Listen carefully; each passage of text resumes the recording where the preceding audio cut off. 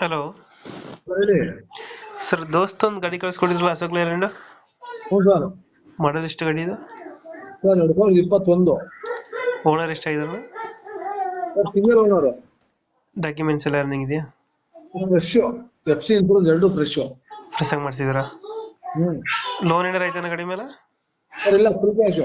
ಕ್ಯಾಸ್ ಎಲ್ಲ ಐತೆ. ಹೌದು ಸರ್. ದೋಸ್ತಲ್ಲಿ ಯಾವ್ದು ಗಾಡಿ ಇದೆ? Sir 5 bolt. ದೋಸ್ತ್ 5 ವೋಲ್ಟಾ? ಹಾ 5 ಬೋಲ್ಟ್. 5 ವೋಲ್ಟ್ ಪವರ್ ಸ್ಟೀರಿಂಗ್ ಬರುತ್ತೆ ಗಾಡಿ? ಇದು ತಾರ್ಪಲಿನ್ ಎಲ್ಲ ಹೊಸ್ತು ಅನ್ಸುತ್ತಲ್ಲ ಇದು?